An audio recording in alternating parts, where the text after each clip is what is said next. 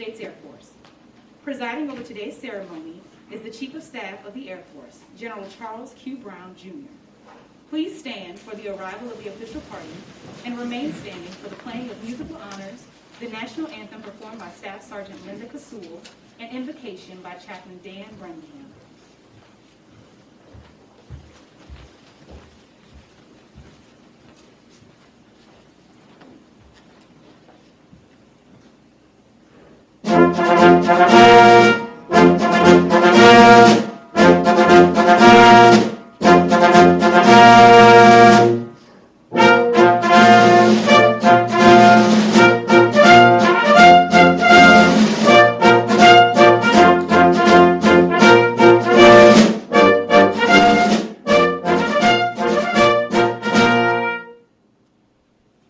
Post the colors.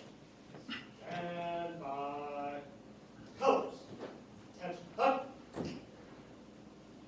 Forward. Arms.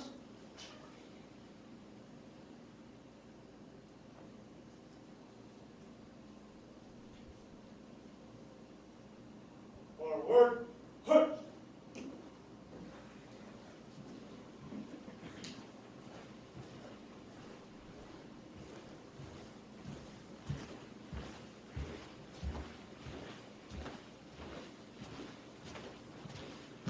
Mark time. Colors. Halt. Present. Arms.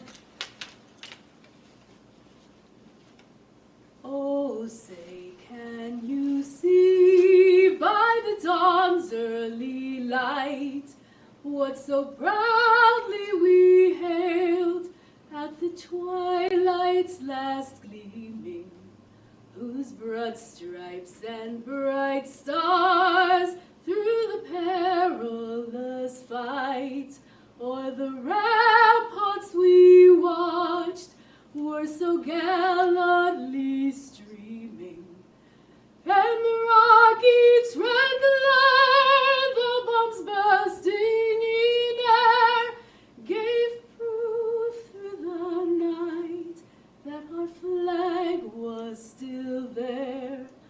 Oh, say, does that star-spangled banner yet wave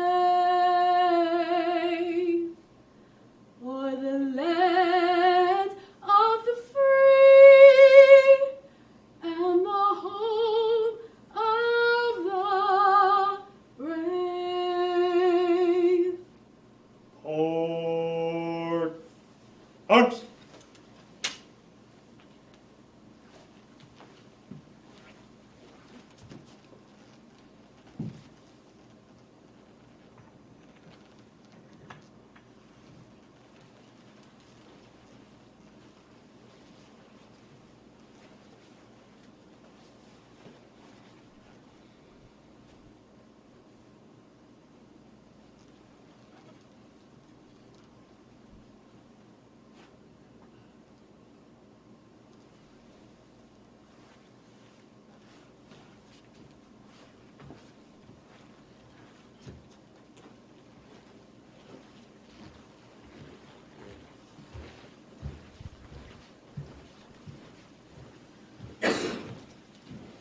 Chaplain Branningham, please come forward to give the invocation.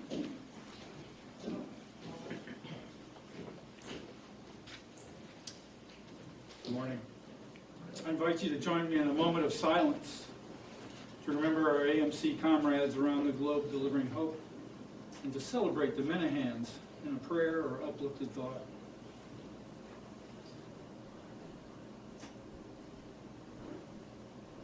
Gracious God, I lift up the Minihans to you.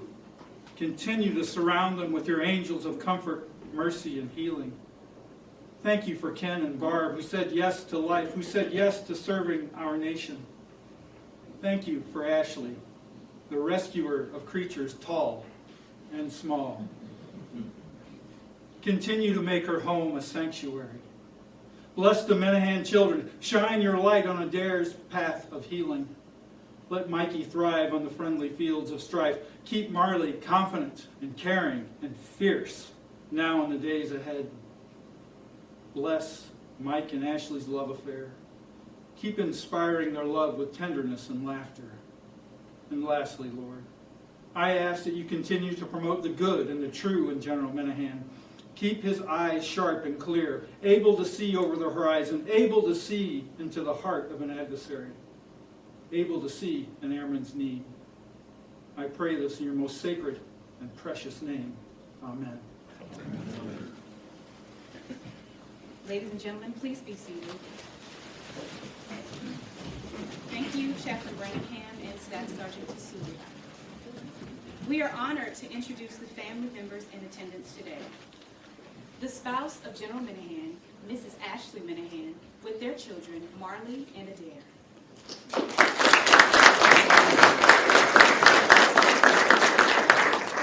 General Minihan's parents, Lieutenant General, United States Air Force retired, Ken Minihan and his wife, Barb.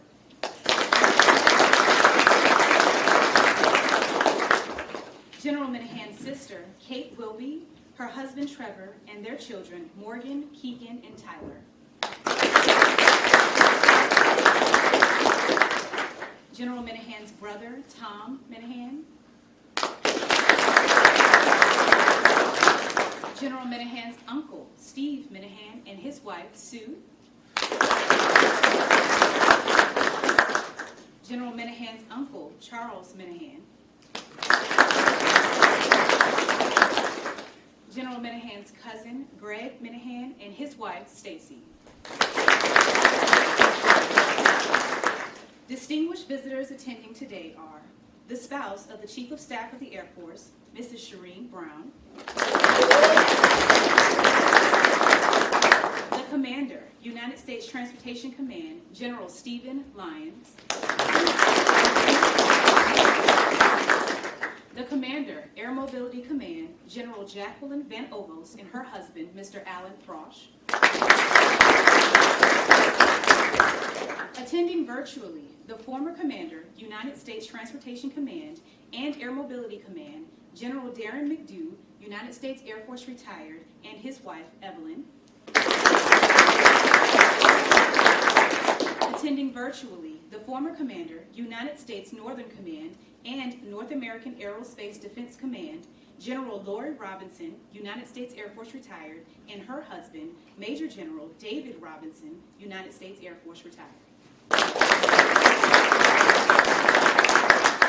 The former Commander, Air Mobility Command, General Carlton D. Everhart II.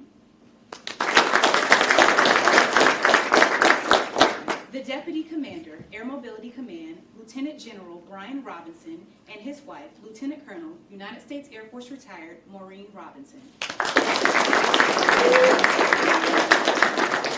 The Command Chief, Air Mobility Command, Chief Master Sergeant Brian Krzelnik, and his wife, Karine.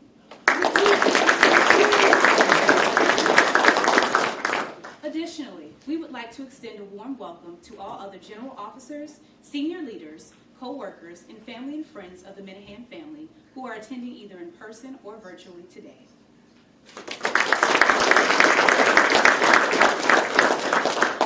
It is my pleasure to introduce the Chief of Staff of the Air Force, General Charles Q. Brown, Jr.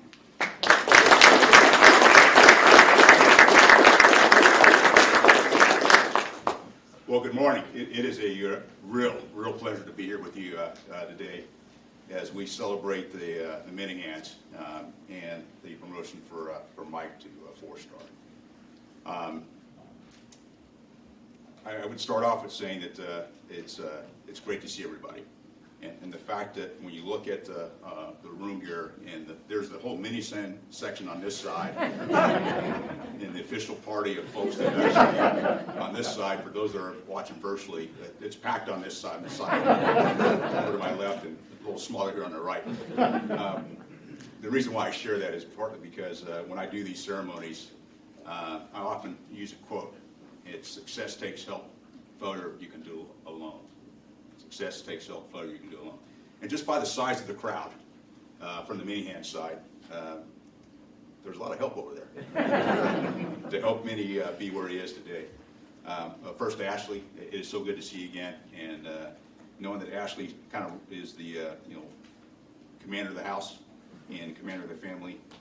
This is a promotion for you today as well, so you move from 4-star to 5-star. But we appreciate the work that you've done to support our families and the relationship that we built between our families, particularly over the course of the past couple of years. We're both in Hawaii together. And to your children, Adair, who works for the American Cancer Society, and appreciate the work there. To Mikey, who is not with us today, he's starting center at Georgia Tech and preparing for a game this weekend against Duke, and pursuing his master's degree. So he's already graduated and actually got an extra year of eligibility, so good on him. And to Marley, who's actually bounced around to a number of high schools. And I will tell you, as we went through the decision-making process, and I talked to many about this, knowing that you know, being in the same boat where bouncing around different high schools, and know how tough that is. But one day you'll thank your dad. Maybe not today. And then to his parents, Barb and Ken, who set a foundation. But it goes even further than that. And I won't go through the whole list of names. You did an outstanding job at introducing everybody. But a whole bunch of Minihans and family, friends that are here. And what Ashley told me today, that's not all of them. There's more. So we hopefully those that are watching online will have a chance to you know, get together again. And this is the great thing about events like this. It is almost a little bit of a family reunion where you're able to come together. I also appreciate Mike doing this. My parents live in O'Fallon. My sister happened to be in town. I forgot about it till we were getting in the car to go to dinner last night with my parents. But so we had our whole family together except for our boys. So it was really nice. So appreciate the giving us a chance. Anything for you, sir. No, you know, Mike, as you might imagine, is he's an Air Force brat. Born in Langley, 11 moves, 4 high schools. Your dad's actually been through the same thing, Marley. But I will also tell you, the family, the Minihan family has a history of service, and 4 generations of military officers, 3 generations of Air Force. And, you know, his great-grandfather was a naval officer in World War I, another great-grandfather, a Marine aviator in World War II. Grandfather was a colonel, Air Force pilot during World War II. Grandfather, who was also a Army quartermaster. So they pretty much covered all the services. And then, of course, it was his dad who sparked his fire for service, and then his granddad who actually sparked his love for flying. And so when Mike came into the Air Force, or at least as he pursued an Air Force career, his plan A was to fly airplanes. There was no plan B. That's the way he described it. But I think the other part that I found interesting was that his brother enlisted in the Army at the age of 34. And the fact that they had a chance to spend a couple nights together in Afghanistan back in 2004, and Mike said that was the coolest thing ever. Which, you know, for me personally, talking to my dad and his brother, both Army, retired Army, spent a couple nights together in Vietnam way back in about 1966. And it's one of those things where, you know, families get to cross paths that serve, and it is kind of cool when you get together and see not only family members but old friends that you get a chance to work with. You know, Mike came into the Air Force to Auburn University. He graduated from high school in Texas and then went to Auburn. I don't quite understand the connection. We'll have to figure that out later. I'll explain it. But did ROTC, and then went off to pilot training at Columbus. Spent time at Little Rock, Moody, Ramstein, down at the Pentagon, Maxwell, Dias, Carlisle Barracks. He's been to Korea twice, Yongsan Barracks, Travis, Andrews, Pearl Harbor, Hickam, Camp Smith a couple of times, and then Humphreys in Korea as well. He's a mobility background, mostly C-130, over 3,700 hours of flying time, about 300 and plus hours of combat time. He's had the full gamut of, you know, just the basic pilot, aircraft commander, instructor, evaluator, functional check flight pilot. He served as an exec several times, as squadron exec, assistant wing commander's exec, current ops and wing scheduler, flight commander. He had a job as working colonel assignments in the Pentagon for mobility and bomber assignments, so there's probably some folks that don't like him as part of that as he worked those assignments, but it probably gave him an appreciation for how we develop our senior leaders. And hopefully that paid some dividends of why he's sitting here today. And naturally, an operations officer and squadron commander. And I think for every one of us that have had a chance to lead, particularly on the officer side, and be a squadron commander or to be a senior enlisted leader, that is probably the place that you most enjoy. Because what I recall is that's the last time that you actually have a chance to be part of a squadron operational unit, and after that you kind of go on to be attached to squadrons and units and get really removed from our airmen and families.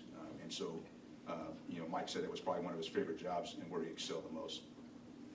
He was a TRANSCOM liaison officer at U.S. Forces Korea, exec to the deputy commander, and then went on to vice wing command, two-time wing commander. One of those at the 89th Airlift Wing at Andrews, which is a high-vis wing, because that's where Air Force One and all the other the DV aircraft are, so it is a no-fail mission.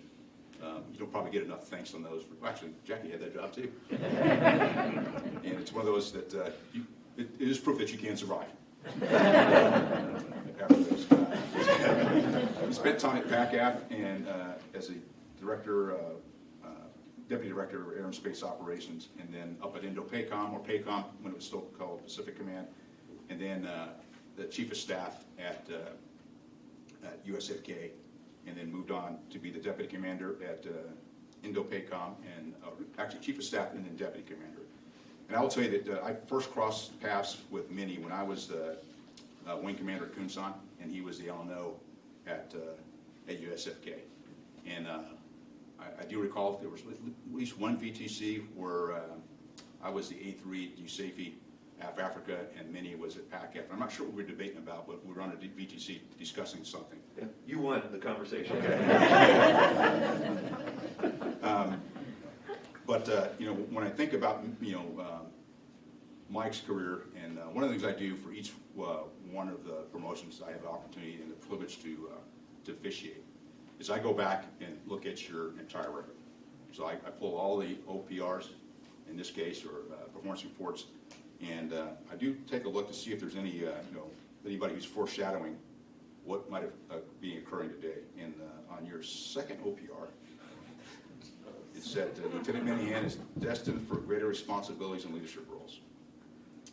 Best officer I work with. And then as you got more senior, it said excels in joint command and expert in the Paul Mill arena. Perfection. Ashley may disagree with that. Vice driving force behind PACAF to transition to a fully operational CMATCOM, and I got this experience that as the PACAF commander. Key role in historic talks with North Korea, and most trusted and capable two-star across 3 commands.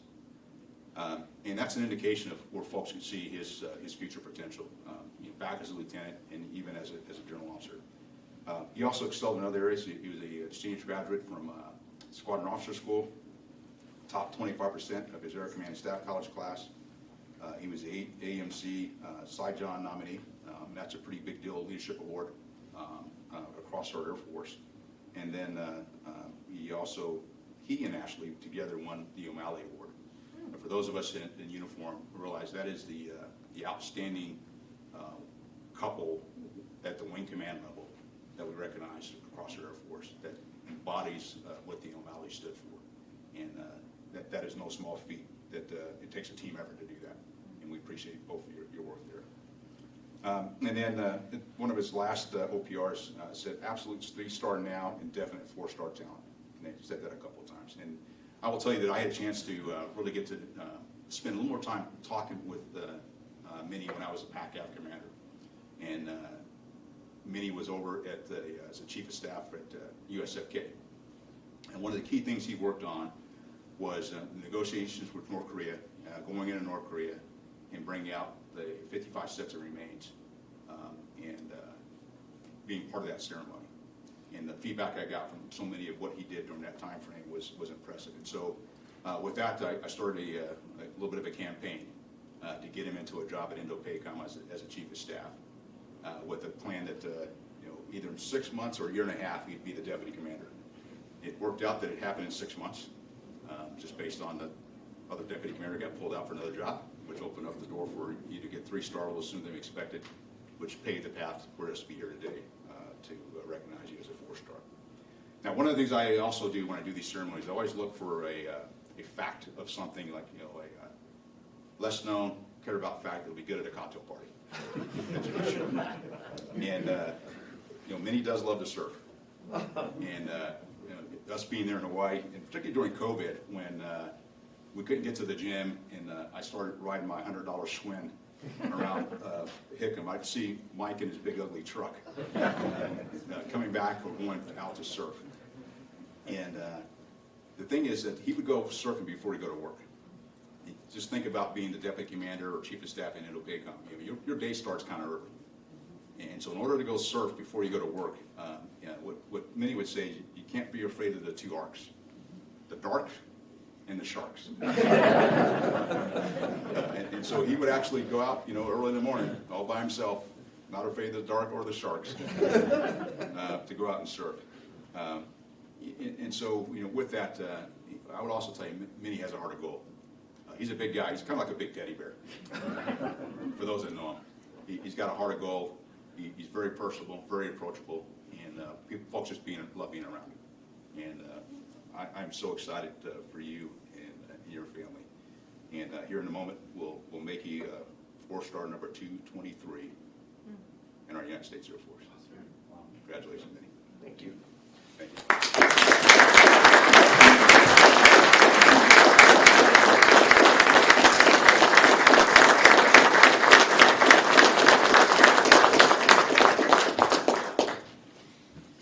Ladies and gentlemen, please stand for the reading of the promotion order. Publish the order. Attention to orders. The President of the United States, acting upon the recommendation of the Secretary of the Air Force, has placed special trust and confidence in the patriotism, integrity, and abilities of Lieutenant General Michael A. Minihan. In view of these special qualities and his demonstrated potential to serve in the higher grade, Lieutenant General Michael A. Minihan is promoted to the grade of General, United States Air Force, under Title 10, United States Code, Section 8037, effective 5 October 2021, by order of the Secretary of the Air Force.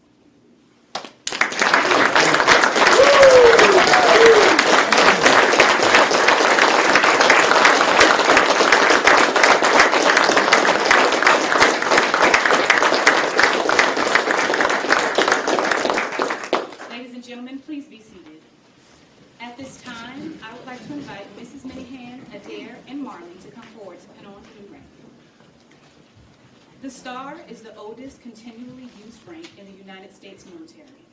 The use of the star to signify the rank of general officer can be traced to a June 1780 decree by General George Washington during the War of American Independence.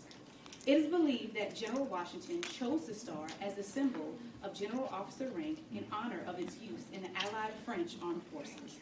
It is custom for family members to participate in the pinning ceremony to recognize their contributions to the promotee's success in achieving the higher rank.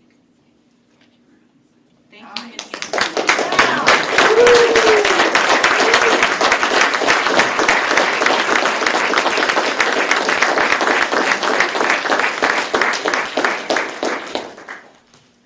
The reaffirmation of the oath of appointment is a reminder of the serious obligation taken by servicemen and women to protect our country.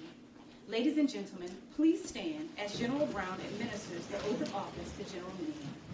I state your name. I, Michael A. Minihan, Have been appointed a general in the United States Air Force. having been appointed a general in the United States Air Do Force, solemnly swear. do solemnly swear It's important to defend the Constitution of the United States that I will support and defend the Constitution of the United States against all enemies, foreign and domestic. against all enemies, foreign and domestic, Bear true faith and allegiance to the same. that I will bear true faith and allegiance to the same, Take this obligation freely, and that I will take this obligation freely, without any mental reservation without any mental reservation or purpose of evasion. or purpose of evasion. Will well and faithfully I will well and faithfully discharge the duties discharge the of duties the office I'm about to enter. of the office upon which I'm about to enter. So help me God. So help me God. Congratulations.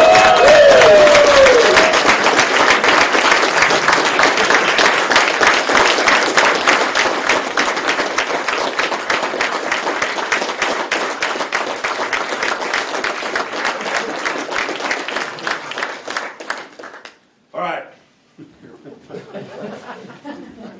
I'm sorry? Oh, they're going to do the flag. I'm already off script, but the tape trick worked. Ladies and gentlemen, please be seated. At this time, General Minihan will be Chief already corrected me. At this time, General Minihan will be presented with his personal colors by the Scott Air Force Base Honor Guard. Honor Guard, post. And on post. Catch up. Forward. Arms. Post. Throughout the history of warfare, a general officer's personal flag symbolized leadership on the battlefield. The Air Force has incorporated the use of flags to signify the presence of a general officer. This flag will be present at all official military functions hosted by General Minihan and be visibly displayed in his office.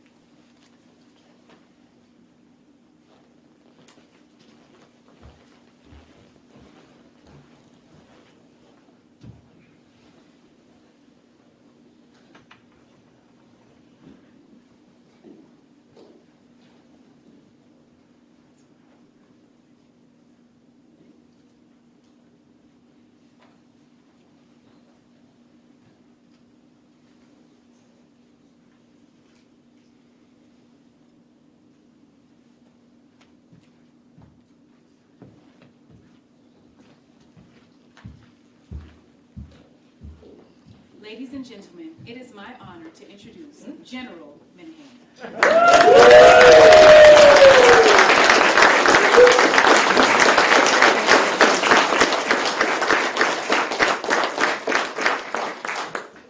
Thanks for the wingman check, sir.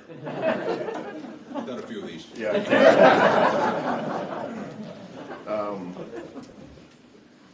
For online, watching General Robinson and David, thank you so much. General McDew and Evelyn, thank you. My son Mikey, who's probably skipping class, as is Marley, and the many others online, thank you.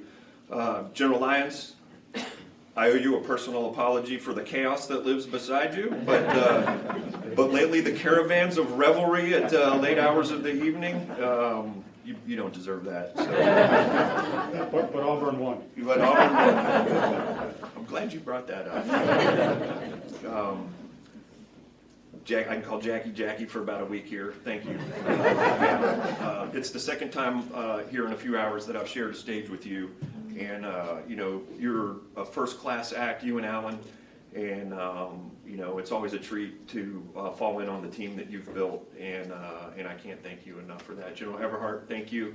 Smokey, the rejoin, and you and Mo have been wonderful. Chief, thank you. It's been great. And I'm sincerely appreciative of the warm embrace that this community, coming back to the Air Force, I didn't think it would happen, coming back to mobility, is unexpected and greatly appreciated. So when you, at the 2-star level, you go to an Air Force class in Virginia and they do like 7 batteries of psychological tests. You spend 3.5 hours in a room with I don't know the difference between a psychologist and a psychiatrist, but it's one of them. And then they like give you all the feedback. At the very end of the class, you get separated into your personality groups. And on one side of the room is about 28 people, and on the other side of the room is 4. And I'm in that group over there. Which, and I'll give you an example of it, this is everything I planned to talk about in this session until I woke up this morning and I've got it down to this. So I drive myself crazy with the category that I'm in. What I thought I'd do is I'd start with you two and then do the typewriter down, out, and then back to you two. So General Brown and Shireen, thank you for not only being here today, but for the example you set, describing back all the way to Korea and forward. General Brown took time for me for some care and feeding when he flew out as the PACAF commander to do the 7th Air Force change of command. And it was, when I think about the stress that's going on right now, that he would come in, take 10 minutes out of his time right before the ceremony began, completely compartmentalize the stress and drama happening over there, focus on me as an airman, as an individual, on our family, speaks volumes about your leadership style, and it's certainly one that Ashley and I would love to emulate. It's not lost on us that you made a decision that brought us all here today. Every one of us, this isn't so much about me. This is about an incredible support system of family, teams, friends that, as you described, have been incredible since birth all the way forward. So your decision has been fuel for the soul for Ashley and I, certainly, and then the greater collection that is before you. It has been hard to keep up with, I will admit that. You said bar napkin, bar story, you were going to give them one. Trust me, that'll be put to use in about 45 minutes if you're not careful with this crowd. You will see that my opportunity, the opportunity that lies before us, what just happened, is more a reflection on the people in this audience and online and who they represent than anything I did as an individual. That they represent the teams that have surrounded me since birth, all the way up through military service. Incredible, passionate, professional airmen, families, joint team. They could not be more supportive as we move forward. And they're not just great people, they're the finest people we know. And I hope you get a sense of that when you get to meet them here. I am so grateful for you all. What I tried to do is design these dinners leading up to this so I could get the crybaby out of me. And it's obviously not working. Typewriter. Thank you. Thank you for your parents. Her dad is a Pacific warrior. His dad was an aviator in Europe. Your dads were amazing gentlemen, and your mom, 100, is still an amazing lady. Your mom wrote me the kindest note I've ever received that I cherish to this day. But they were incredible, and so thank you for your parents. Thank you for my brother and sister. It's a treat to walk through life with them. And as I described last night, the challenges that we lay ahead are going to be surmounted because we come together and we love each other. So thank you very much for that. Thank you for setting the example as the first couple, for something for Ashley and I to emulate. I couldn't be more proud to carry your last name. Thank you very much. So just to be clear, you and your brother were told not to get together. Yeah. I'm going to have to explain the Afghanistan and the shark thing.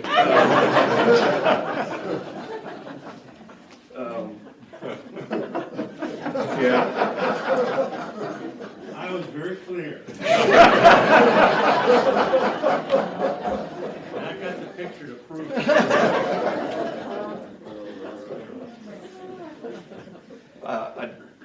Your brothers are a treat too. My grandfather raised an airman, a Marine, a civil servant, and a teacher. That's multiple decades of service to this nation, and it speaks volumes of who they were and who they are. So thank you for them too. All right. Thank you. Thank you for your parents. Charles and Marion were just incredible people. And I know they're watching from above right now, but their service to the nation was just as great in the medical field, and then they gave me you. I'm thankful that when I asked, and this might surprise you, but I stood up to ask for her hand in marriage, and I bumped my head on the chandelier, so it didn't start out all that smooth. But your parents are amazing. Your brother and your sister are equally amazing. But you tolerate me, and then the best gift you could give me is 3 wonderful children. Each of my children have a superpower. We've got perseverance, My son is determination, and you know this might surprise you after her performance last night. This one is confidence. The source of those superpowers flow from you. So thank you very much. I made it pretty good on that one. So the reason I transitioned from a card with lots of write-ups to this is I got a text from Hefe Brown this morning. Most of the Hurt crowd back here knows him, and it was just classic. Hefe Brown is a Hurt driver, patch wearer, and is the guy in the squadron that doesn't settle for mediocre, ever. Doesn't matter if you're out of time, doesn't matter if you're tired, doesn't matter if everyone else in the squadron is of the opinion it was to standard. If it didn't meet Hefe's standard, then we sat down and worked on it harder. And he did the classic, congrats, bro. And then he ended with this. So this is it. This is back to you guys. He said, fly it like you stole it.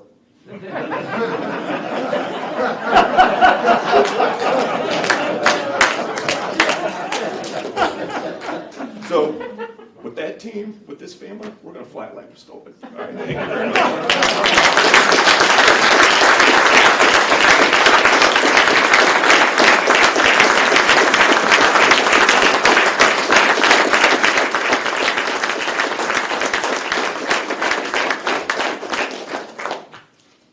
In keeping with Air Force tradition, we will conclude today's ceremony with the playing of the Air Force song. While it is customary for Air Force members to stand, we invite all of our guests to join us in standing for the Air Force song and the departure of the official party and distinguished guests.